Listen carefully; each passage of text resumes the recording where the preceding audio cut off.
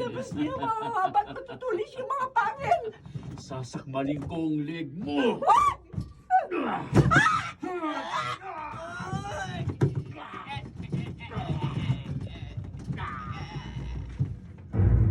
Yung dugo, ginawang bilbil. Nanginig pa, nanginig. Anong sabi mo?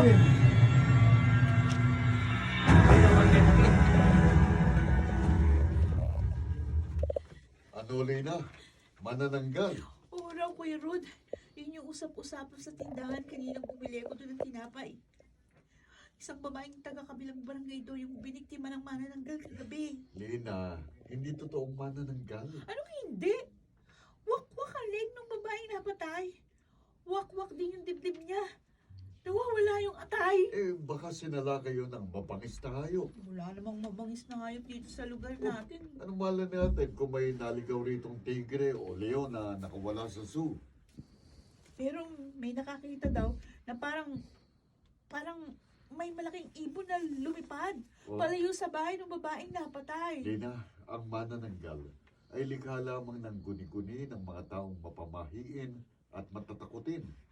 At sa mga pelikula o comics lang merong ganon.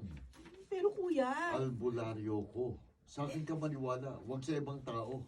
ito sa bagay mo. Hindi pa naman ako nakakakita ng totoong manananggal. Kaya nga, huwag mo nang takutin ang sarili mo. At baka magkasakit ka pa sa puso.